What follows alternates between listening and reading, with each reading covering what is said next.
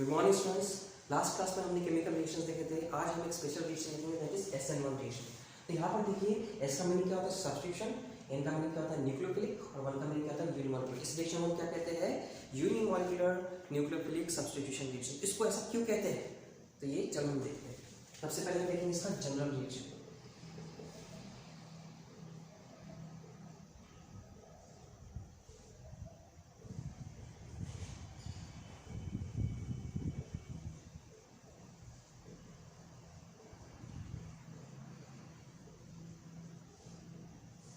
यहाँ पर ये जो हमने सबस्ट्रेट लिया है उसका नाम क्या है? Tertiary butyl bromide. इसका रिएक्शन करेंगे हम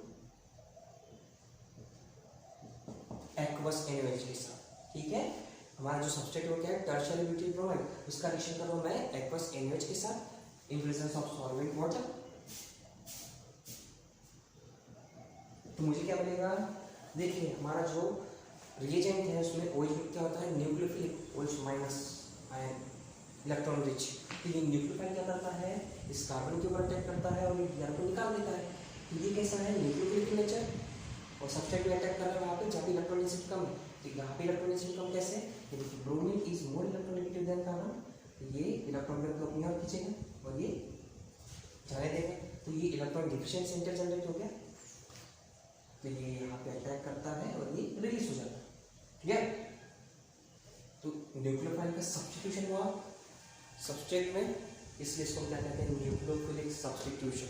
ठीक है, लेकिन हमने दिया है यूनिमॉलिक्यूलर, तो इसको यूनिमॉलिक्यूलर क्या क्यों कहते हैं ये भी हम देखेंगे आगे। ठीक है, तो क्या प्रोड्यूस करेगा? OH ने यहाँ पे अटैक किया, इसने बनाया CH3OH plus NaBr tertiary butyl.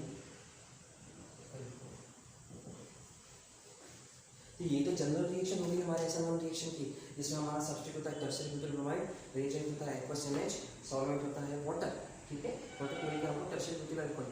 ठीक है, इसको हमने डायरेक्ट दिखा दिया, लेकिन एक्चुअली ये रिएक्शन कितने स्टेप में हुई हमको पता कैसे चलेगा? हमको पता चलेगा इसकी मैकेनिज्म से। तो चलो हम इसको मैकेनिज्म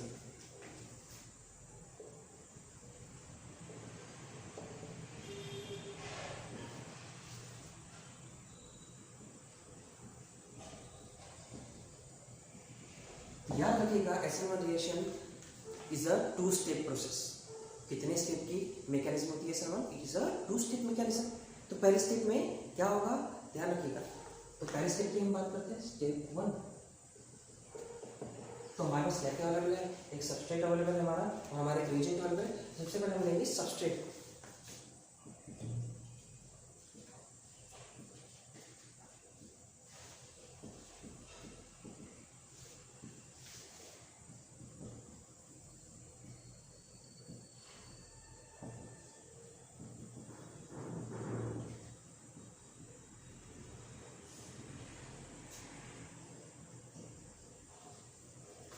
तो देखिए, पहले स्टेप में क्या हुआ? इस सबस्ट्रेट में से मैंने बनाया 3 डिग्री टर्शियरी ब्यूटाइल कार्बोकेटायन।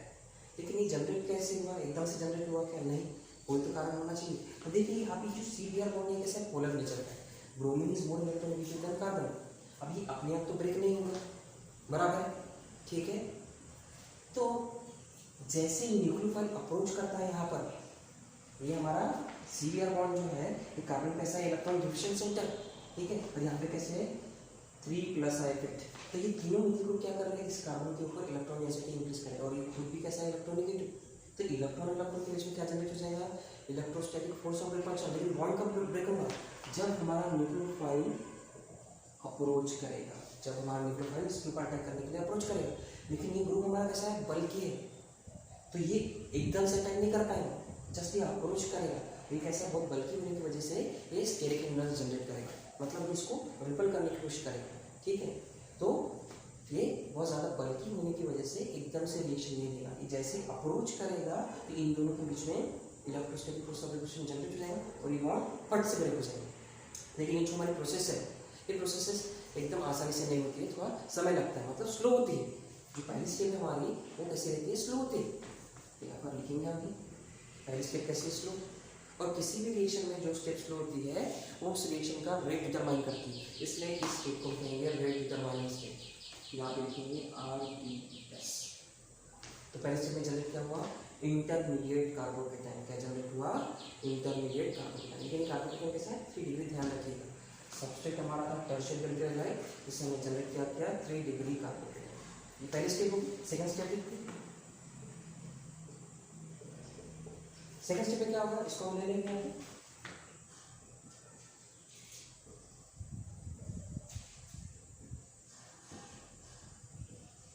अब देखिए ये सेंटर कैसा इलेक्ट्रॉन डिफिशिएंट, प्लस चार्ज है इसके ऊपर, और ये कैसा इलेक्ट्रॉन रिच, तो फट से यहाँ पर अटैक करेगा और हमको प्रोडक्ट दे देगा।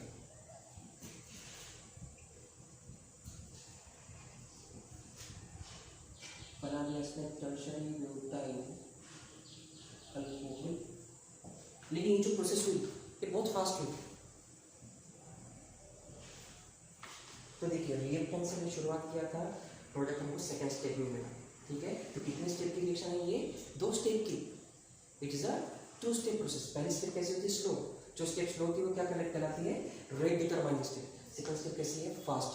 लेकिन फास्ट स्टेप जो है हमारी, उसमें क्या हो रहा है, हमारा जो इंटरमीडिएट कार्बोकेटाइन है और जो हमारा इंटरमीडिएट ग्लूकोफाइल है, इसके बीच में क्या हो रहा है, कॉम्बिनेशन हो रहा है। तो कह सकते हैं second step is the fast combination of intermediate carbocation and entering the nucleophile. तो आपको ध्यान रखना है। So S N one reaction is a 2 step process. Clear, ठीक है। ये मैकेनिज्म की बात होगी। आगे देखते हैं हम इस रिएक्शन का काइनेटिक्स, जिसमें हम पता करेंगे इसको हम यूनिमोलिकुलर क्यों कहते हैं। इतना आपको समझ में आया। ध्यान रखिएगा जितना भी हमने पढ़ा है जनरल रिएक्शन है, हमारा सबस्ट्रेट क्या है, हमारा रीजन क्या है, हमारा सॉल्वेंट का नेचर क्या है। सॉल्वेंट क्या है यहाँ पे, ये जो हमारा वाटर है इसका नेचर होता है पोलर प्रोटिक सॉल्वेंट। ये ध्यान रखिएगा, ये बहुत इंपॉर्टेंट है। ये वाटर कैसा है, पोलर प्रोटिक सॉल्वेंट। और इसमें पोलर प्रोटिक सॉल्वेंट जो इक्वेशन दे सकता है, ठीक है। ऐसे सॉल्वेंट को कहते हैं पोलर प्रोटिक सॉल्वेंट, ठीक है। तो 2 स्टेप आपको समझ में आया, ठीक है। आगे देखते हैं इस रिएक्शन का काइनेटिक्स।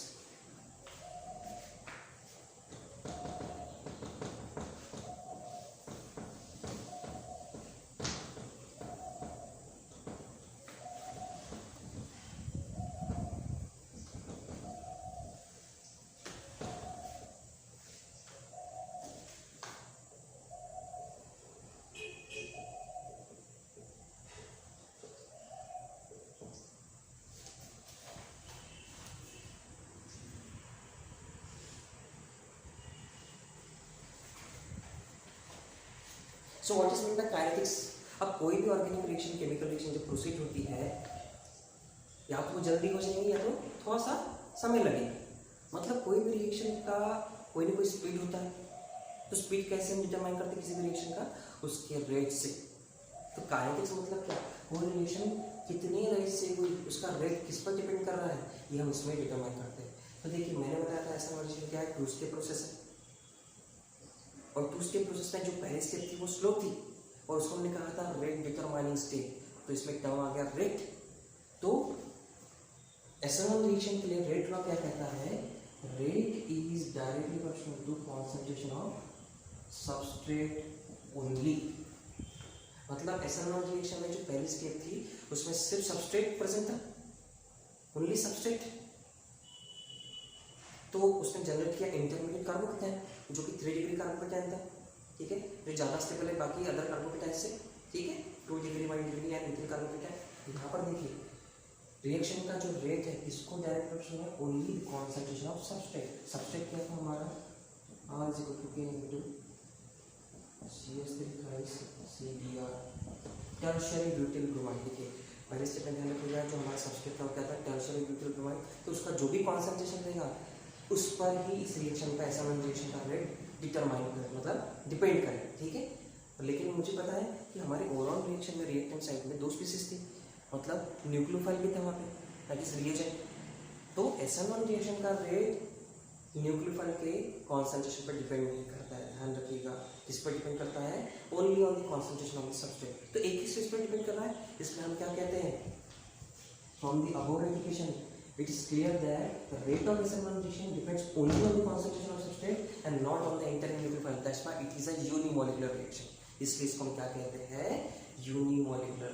आपने पूरे रिएक्शन में देखा होगा कि OH- न्यूक्लियोफाइल है, तो सबस्ट्रेट में से Br को निकालता है, तो न्यूक्लियोफाइल का सब्स्टिट्यूशन हुआ, मतलब न्यूक्लियोफिलिक सब्स्टिट्यूशन रिएक्शन हुई, लेकिन वो यूनिमोलेकुलर क्यों थी? क्योंकि कुछ रिएक्शन का रेट सिर्फ सबस्ट्रेट के कॉन्सेंट्रेशन पर डिपेंड कर रहा है, ना कि entering nucleophile.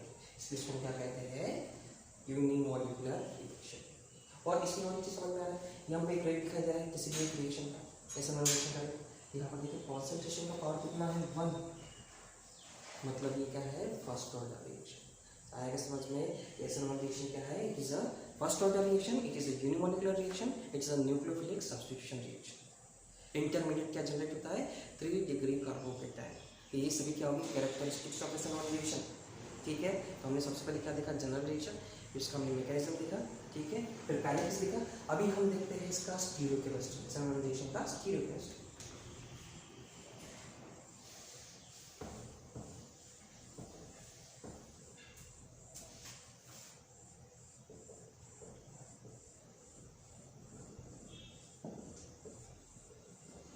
What's mean by stereochemistry? कोई भी केमिकल कंपाउंड को अगर मैं स्पेस में ऑब्जर्व करता हूँ तो इसकी पर्टिकुलर ज्योमेट्री होती है स्पेस में, ठीक है। तो वो अगर किसी के साथ रिएक्शन करेगा, रिएक्शन करने के बाद प्रोडक्ट फॉर्म करेगा, लेकिन क्या हो सकता है अगर रिएक्टेंट किसी के साथ रिएक्शन करेगा, ठीक है, तो हो सकता है उसकी स्पेस में ज्योमेट्री बदल जाए या तो वैसे की वैसे रह जाए। तो ये जो फिनोमेना है कि जब रिएक्शन में रिएक्टेंट्स रिएक्ट करते हैं तो क्या उनकी ज्योमेट्री चेंज हुई या रिटेन हो गई, इसका अगर हम डिटर्मिनेशन करते हैं इसको हम कहते हैं स्टीरियोकेमिस्ट्री। तो SN1 रिएक्शन की स्टीरियोकेमिस्ट्री हम देखेंगे, ठीक है।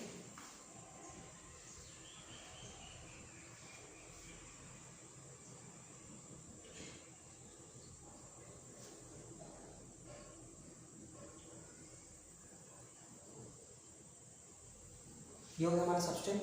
तो स्टेप 1 में क्या जनरेट हुआ था?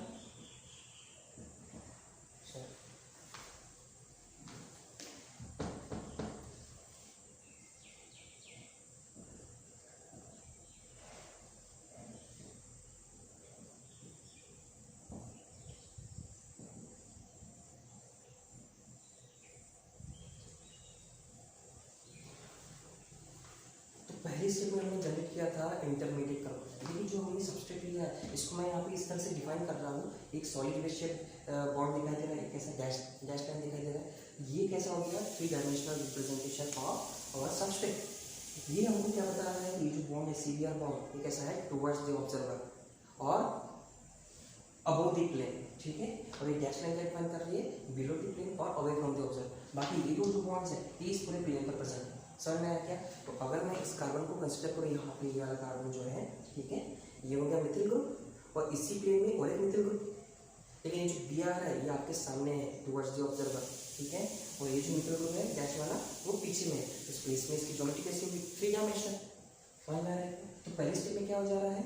लिविंग ग्रुप चला जा रहा है तो हमको इंटरमीडिएट कार्बोकेटायन दे रहा है, लेकिन ये देखिए ये जो हमारा इंटरमीडिएट कार्बोकेटायन है ये कैसा है?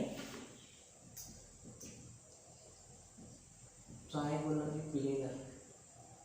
इसका जो ज्योमेट्री है कैसा है? Trigonal planar. मतलब तीनों के तीनों मिथिल ग्रुप एक ही प्लेन में आ रहे हैं, लेकिन ऐसा क्यों? क्योंकि ये कार्बोकेटायन जो है वो सेंट्रल कार्बन कैसा है? sp2 हाइब्रिडाइज्ड, और ये वाला कार्बन कैसा था? sp3 hybridised. तो ज्योमेट्री कैसी होती है? टेट्राहेड्रल। लेकिन जब पहले स्टेप में हमने कार्बोकेटायन जनरेट किया तो जो हमको कार्बोकेटायन मिला उसकी ज्योमेट्री क्या थी? Trigonal planar. और कैसा? हाइब्रिडाइज्ड था central carbon atom sp2 hybridised. ये प्लेनर हो गया। सेकंड स्टेप में क्या होता है? न्यूक्लियोफाइल अटैक करने आता है, लेकिन ये प्लेनर होने की वजह से न्यूक्लियोफाइल जब अटैक करने आएगा तो वो 2 साइड से आएगा, एक तो बैक साइड से और एक फ्रंट साइड से। तो बैक साइड से अटैक करेगा तो क्या बाकी स्पेस में ज्योमेट्री बदल जाएंगी, या फ्रंट साइड से अटैक करेगा तो क्या स्पेस में इसकी ज्योमेट्री बदलेगी या ना बदलेगी, ठीक है। ये हमको देखना है स्टीरियोकेमिस्ट्री। देखिए मैंने बताया सबसे पहले यहाँ पे न्यूक्लियोफाइल अटैक करने आया है, कहाँ से? From back side attack. और यहाँ पर देखिए और एक पॉसिबिलिटी फ्रंट साइड अटैक। मतलब देखिए जो इसको अगर मैं सामने ला रहा हूँ, ये कार्बन हो गया, ये मिथिल ग्रुप, ये मिथिल ग्रुप और ये मिथिल ग्रुप, तो एक तो पीछे से अटैक हो सकता है, एक तो सामने से हो सकता है, ठीक है। तो ध्यान रखिएगा जब पीछे से अटैक होगा, ठीक है, इस मॉलिक्यूल को ध्यान रखिएगा 3 डायमेंशनल, ये तो चला जाता है ना। जब बैक साइड से अटैक होगा तो जो हमारे पर्टिकुलर ग्रुप से स्पेस में उनकी पोजीशन चेंज हो जाए। तो जो हमको प्रोडक्ट मिलेगा उस कॉन्फ़िगरेशन को हम कहते हैं इन्वर्शन ऑफ कॉन्फ़िगरेशन। ध्यान रखिए कि बैक साइड से अटैक हुआ, मैं इसका नाम ले देता हूँ 1 2 3, क्योंकि तीनों के तीनों ग्रुप सेम है, हमको पता नहीं चलेगा कौन सा मॉलिक्यूल ग्रुप कहाँ पे शिफ्ट हुआ। ठीक है, CH3। ठीक है, जब बैक साइड से अटैक होता है तो जो हमारे पर्टिकुलर ग्रुप से स्पेस में उनकी पोजीशन हो जाती है, चेंज हो जाती है। ठीक है, इसको हम कहते हैं उस कॉन्फ़िगरेशन को इन्वर्शन ऑफ कॉन्फ़िगरेशन। तो ये देखो सेकंड वाला जो मिथिल ग्रुप है और थर्ड वाला जो मिथिल ग्रुप है वो अपोजिट साइड में चला गया, ये इधर चला गया।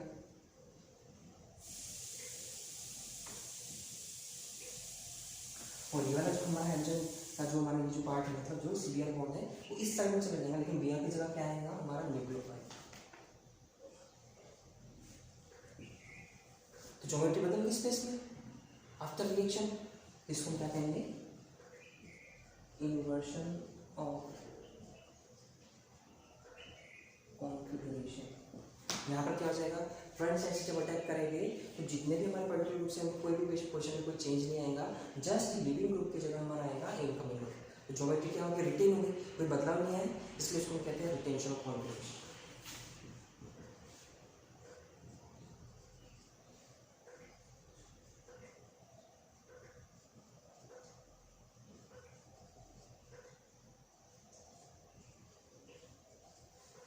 आए समझ में देखिए, इसमें क्या हो गया, रिटेंशन ऑफ कॉन्फ़िगरेशन। दो पॉसिबिलिटी होती है, अगर बैक साइड से अटैक होगा तो ज्योमेट्री बदल जाएंगी स्पेस में। ठीक है, उसको हम कहते हैं इन्वर्शन ऑफ कॉन्फ़िगरेशन। लेकिन फ्रंट साइड से अटैक हुआ तो ज्योमेट्री रिटेन हो जाएंगी, जिसको हम कहते हैं रिटेंशन ऑफ कॉन्फ़िगरेशन। ठीक है, और अगर मैं इन दोनों के बीच में एक मिरर डाल देता हूँ तो देखिए दोनों का मॉलिक्यूलर फॉर्मूला सेम है लेकिन मिरर इमेज डिफरेंट है।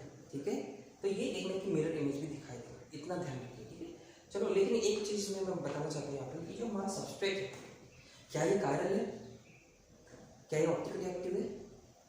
बिल्कुल नहीं, क्योंकि हमारा जो सेंट्रल कार्बन एटम जो है वो कैसा है, अकायरल।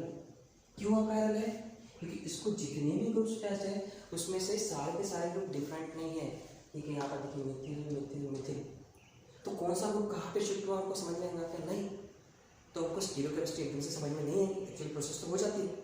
तो वो एक्सप्लेन करने के लिए हम क्या लेंगे, एक ऑप्टिकली एक्टिव कंपाउंड। ठीक है, chiral molecule, this is not chiral molecule. So to explain the stereochemistry of SN1 reaction, we will take an example of one optically active compound. Let us take one example.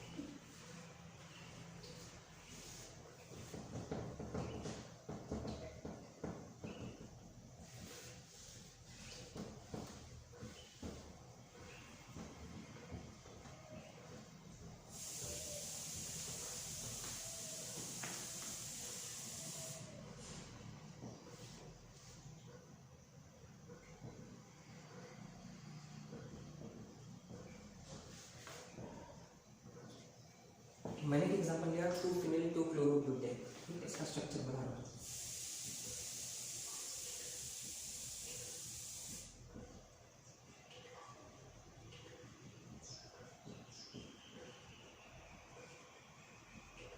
अभी देखिए central atom को जितने भी groups कैसे सभी कैसे different हो गए, मिथिल हो गया, फिनाइल हो गया, इथिल हो गया, क्लोरीन, चार डिफरेंट है। मतलब कार्बन कैसा है, कायरल, और ये कैसा रहेगा, ऑप्टिकली एक्टिव। ठीक, तो स्टेप 1 में क्या हो जाएगा, फिर से इंटरमीडिएट कार्बोकेटाइन बनाए,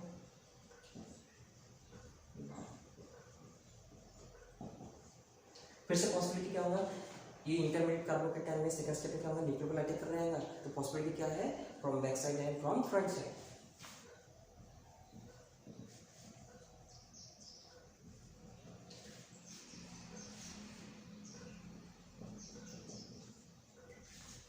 ठीक है,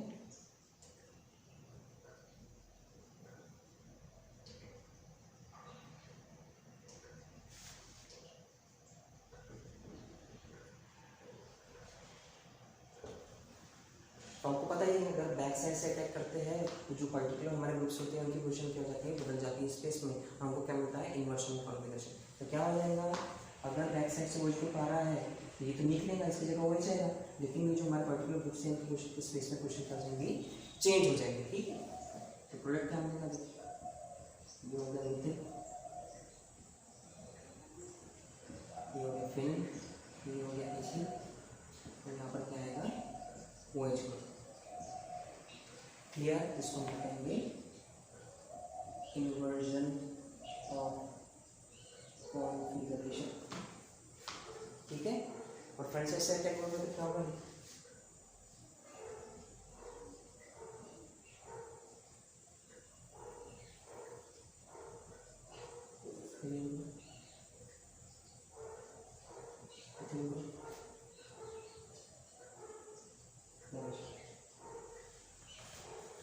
क्लियर। यहाँ पे ज्योमेट्री अपनी डिटेल हो गई, जस्ट लिविंग ग्रुप की जगह कौन आ गया, इनकमिंग ग्रुप। ठीक है, इसको क्या कहेंगे, प्रिटेंशन ऑफ कॉन्फिगरेशन। क्लियर। देखिए मैंने कहा था, मैंने यहाँ पे एक मिरर बनाया था, देखिए मैं बना देता हूँ यहाँ पर। मुझे बताइए ये जो मॉलिक्यूल है, ये दोनों का मॉलिक्यूलर फॉर्मूला सेम है क्या, बिल्कुल दोनों का मॉलिक्यूलर फॉर्मूला सेम है, बट ये क्या है, इसकी मिरर इमेज। ठीक है, तो अगर मैं इस मॉलिक्यूल को डायरेक्टली ऐसे उठाकर इसके ऊपर रखने की कोशिश करता हूँ तो क्या ये सुपर इम्पोज होंगे, क्या वो सुपर इम्पोज नहीं होंगे। ये दोनों एक की मिरर इमेज है, लेकिन कैसी, non super imposable mirror image, इसलिए इन दोनों को हम क्या कहेंगे, enantiomers. So what is mean by enantiomers, enantiomers are optical isomers of each other but they are non super imposable mirror images of each other. तो आपको ध्यान रखना है, ये इनैंशियोमर्स जनरेट होते हैं जब बैक साइड और फ्रंट साइड से अटैक होता है। और इन दोनों का अगर मैं इक्विमोलर मिक्सचर लेता हूँ तो कैसा रहेगा, ऑप्टिकली एक्टिव, जिसको हम कहते हैं रेसिमिक मिक्सचर। क्लियर।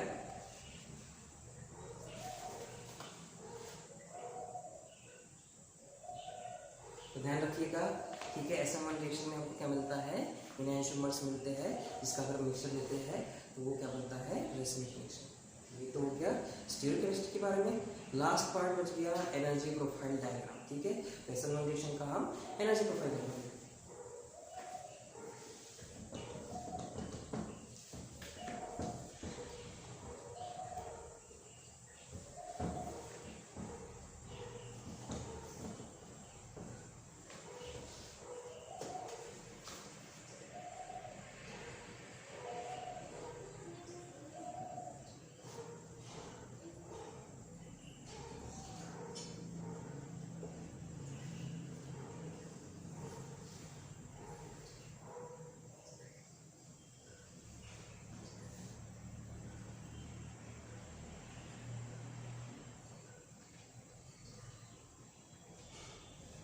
ठीक है, y एक्सिस पर हो गया हमने पोटेंशियल एनर्जी बात करते हैं, और यहाँ पे रिएक्शन कोऑर्डिनेट्स।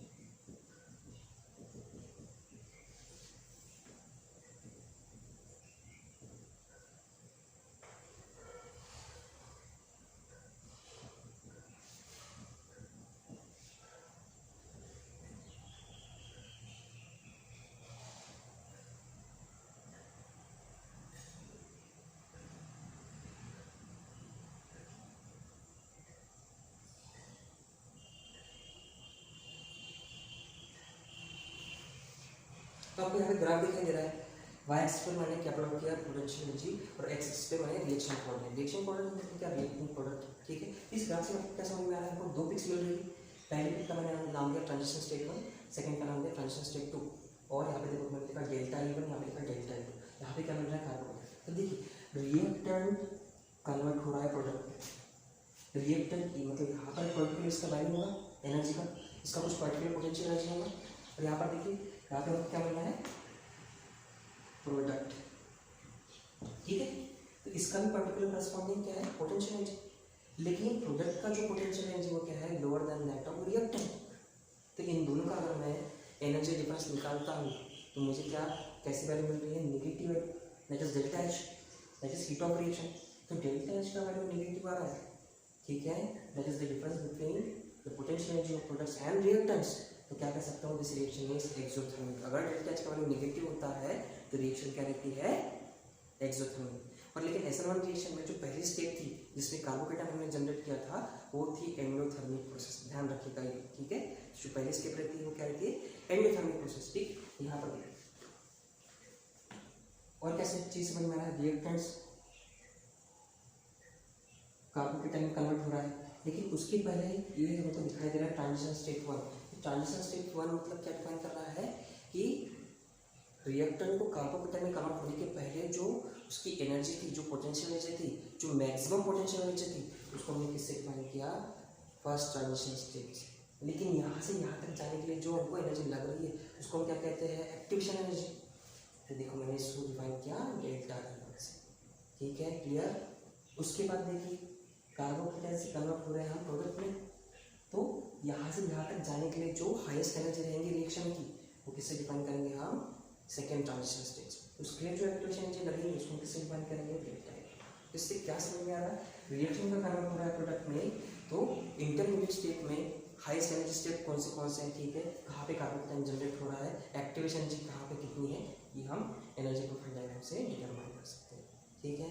तो ये हो गया SN1 रिएक्शन के बारे में। इसमें हमने देखा था जनरल रिएक्शन, उसका मैकेनिज्म देखा, उसका काइनेटिक्स देखा, उसकी स्टीरियोकेमिस्ट्री देखी, देन एनर्जी प्रोफाइल डायग्राम। एकदम लास्ट वो चीज़ बच गई है, that is the factors affecting the rate of SN1 reaction. ऐसे कौन से फैक्टर्स है जो SN1 रिएक्शन के रेट को अफेक्ट करते हैं, चलो हम देख लेते हैं एक बार। ये सारा चीज़ आपको ध्यान में रखना है, ठीक।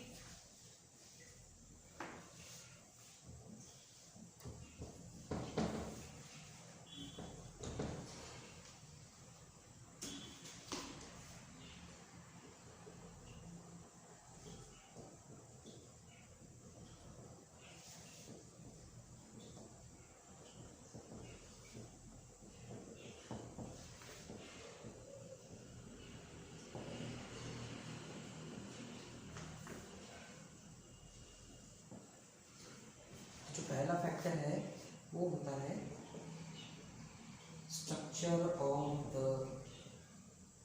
Substrate, second concentration and reactivity of nucleophile, third है effect of solvent, और चौथा है nature of living। ये ऐसे चार फैक्टर्स हैं जो SN1 रिएक्शन के रेट को अफेक्ट करते हैं। वो कैसे अफेक्ट करते हैं वो हम देखते हैं। सबसे पहला फैक्टर क्या है, स्ट्रक्चर ऑफ सबस्ट्रेट। आपने देखा होगा SN1 रिएक्शन में जो हमने सबस्ट्रेट लिया था, जो अल्किल हैलाइड हमने लिया था, वो कैसा था, 3 डिग्री अल्किल हैलाइड। अब 3 डिग्री अल्किल हैलाइड लेने का हमारा रीज़न क्या है, जब हमारा न्यूक्लियोफाइल अटैक करने आता है तो लेकिन जो हमारा 3 डिग्री अल्किल ग्रुप है वो ज़्यादा बल्कि होने की वजह से एकदम से रिएक्शन हमको नहीं देता है, वो पहले इंटरमीडिएट कार्बोकेटाइन देता है। तो देखिए इंटरमीडिएट कार्बोकेटाइन जनरेट हो गया, मतलब हमको एकदम से प्रोडक्ट नहीं मिला, मतलब वो रिएक्शन सेकंड स्टेप पे प्रोसीड हुई। तो 2 स्टेप में प्रोसीड होने के लिए रिएक्शन को, ठीक है, हमारा जो हमारा सबस्ट्रेट कैसा होना चाहिए, बल्कि होना चाहिए, ज़्यादा बल्कि होना चाहिए। तो इसलिए 3 डिग्री हमने कार्बोकेटाइन लिया, ठीक है। तो देखिए हम बात कर रहे हैं स्ट्रक्चर ऑफ द सबस्ट्रेट, तो 3 डिग्री कार्बोकेटाइन अगर हम लेते हैं तो उसकी स्टेबिलिटी भी ज़्यादा रहती है, ठीक है, और वो प्रोसेस कैसी होती है, एंडोथर्मिक होती है। और अगर 3 डिग्री कार्बोकेटाइन जनरेट होगा और ज़्यादा स्टेबल रहेगा तो रिएक्शन की एक्टिवेशन एनर्जी क्या हो जाएंगी, कम हो जाएंगी। अगर रिएक्शन की एक्टिवेशन एनर्जी कम हो जाएगी पहले स्टेप की, तो रेट ऑफ रिएक्शन क्या हो जाएगा, इंक्रीज हो जाएगा। तो ये आपको ध्यान रखना है। अगर हमारा सबस्ट्रेट कैसा है, 3 डिग्री अल्किल हैलाइड, तो उसकी वजह से क्या होता है, more stable intermediate carbocation generate होता है, जिसकी वजह से एक्टिवेशन एनर्जी कम हो जाती है और रिएक्शन का रेट कर जाता है इंक्रीज, ठीक है। तो ये पहला हमारा फैक्टर हो गया, स्ट्रक्चर ऑफ द सबस्ट्रेट। तो SN1 रिएक्शन के लिए ऑर्डर कैसा होना चाहिए, 3 degree alkyl halide, 2 degree alkyl halide, 1 degree alkyl halide, then methane halide, ठीक है। तो ज़्यादा से ज़्यादा SN1 रिएक्शन को कौन देंगे, 3 degree alkyl halide, 2 degree alkyl halide को क्या देंगे, मिक्स्ड रिएक्शन देंगे, SN1 भी देंगे और SN2 भी दे सकते हैं, ठीक है। तो 1 डिग्री तो देगा ही, बोले तो बिल्कुल देगा, समझ में आया है, ये आपको ध्यान रखना है। नेक्स्ट पार्ट क्या है, concentration and reactivity of nucleophile. तो हमने एसएन रिलेशन का काइनेटिक्स देखा था, जिसमें रेट लॉ ने क्या बताया कि रेट न्यूक्लियोफाइल के कॉन्सेंट्रेशन पर बिल्कुल डिपेंड नहीं करता है, it is independent of the, ठीक है, कॉन्सेंट्रेशन ऑफ द न्यूक्लियोफाइल। बिल्कुल उसकी रिएक्टिविटी कैसी हो, उसकी कॉन्सेंट्रेशन क्या हो, उससे कोई फर्क नहीं पड़ता है SN1 रिएक्शन के इफेक्ट। ये आपको समझ में आया कि it does not depend on the concentration and reactivity of nucleophile, the rate of SN1 reaction. Third factor क्या है, इफेक्ट ऑफ सॉल्वेंट। देखिए मैंने जनरल रिएक्शन में सॉल्वेंट लिखा था वाटर, और वाटर का नेचर क्या था, पोलर प्रोटिक सॉल्वेंट। तो देखिए जो हमारा सबस्ट्रेट है टर्शियरी ब्यूटाइल ब्रोमाइड, उसका अगर मैं आयनाइजेशन करना चाहता हूँ, मतलब टर्शियरी ब्यूटाइल कार्बोकेटायन अगर मुझे चाहिए और हैलाइड आयन भी चाहिए, ठीक है, तो मुझे वो बॉन्ड को ब्रेक करना पड़ेगा। अगर मैं पोलर प्रोटिक सॉल्वेंट लेता हूँ तो ये क्या करेगा, उसका लिसिस कर देगा, बिल्कुल ज़्यादा से ज़्यादा आयंस प्रोड्यूस करेगा। तो हमारा सॉल्वेंट कैसा होना चाहिए, पोलर प्रोटिक सॉल्वेंट। अगर हम अप्रोटिक सॉल्वेंट लेंगे तो ज़्यादा इफेक्ट नहीं करेगा, मतलब ज़्यादा से ज़्यादा कैटायंस आयंस नहीं प्रोड्यूस करेगा, उसका आयनाइजेशन ज़्यादा नहीं होगा, तो इंटरमीडिएट कार्बोकेटायन ज़्यादा जनरेट नहीं होगा, और इंटरमीडिएट कार्बोकेटायन जनरेट नहीं होगा तो रिएक्शन का एक्टिवेशन एनर्जी कम नहीं होगा, और एक्टिवेशन एनर्जी कम नहीं होगा तो रिएक्शन का रेट भी इंक्रीज नहीं होगा। तो इससे समझ में आ रहा है कि सॉल्वेंट अगर पोलर प्रोटिक सॉल्वेंट है तो ज़्यादा से ज़्यादा क्या होगा, हमारे सबस्ट्रेट का आयनाइजेशन होगा, और जो हमारे कैटायंस आयनाइंस हैं उनका क्या होगा, सॉल्वोलिसिस, ज़्यादा से ज़्यादा सॉल्वोलिसिस। जितना ज़्यादा सॉल्वोलिसिस होगा उतना ही उनका स्टेबिलिटी बढ़ेगा, मतलब कार्बोकेटायन का स्टेबिलिटी बढ़ेगा। अगर कार्बोकेटायन का स्टेबिलिटी बढ़ रहा है मतलब एक्टिवेशन एनर्जी कम हो रही है और रिएक्शन का रेट क्या हो जाएगा, बढ़ जाएगा। तो ये भी एक फैक्टर है इफेक्ट ऑफ सॉल्वेंट। तो सॉल्वेंट कैसा होना चाहिए सॉल्वेंटेशन के लिए, पोलर प्रोटिक सॉल्वेंट, जिसके से सॉल्वोलिसिस होगा, स्टेबिलिटी बढ़ेगी कार्बोकेटायन की और रिएक्शन का रेट इंक्रीज हो जाएगा। लास्ट पार्ट क्या हो गया, nature of the living group. तो देखो मैं दो एग्जांपल लेता हूँ।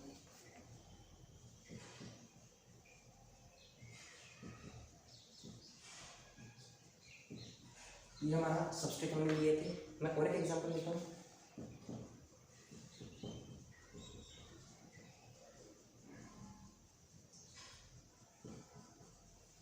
अब देखिए ये है टर्शियरी ब्यूटाइल ब्रोमाइड और ये क्या है, टर्शियरी ब्यूटाइल आयोडाइड। तो इन दोनों में से लिविंग ग्रुप कौन से रहते हैं, इसमें है ब्रोमाइड है और इसमें है आयोडाइड है।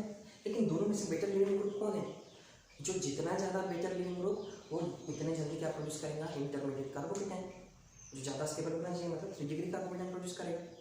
तो दोनों में से ज़्यादा बेटर लिविंग ग्रुप कौन सा है।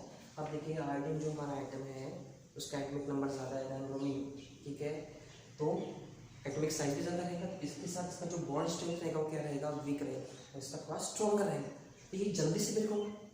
तो as compare to bromide iodine मतलब बेटर लिविंग ग्रुप।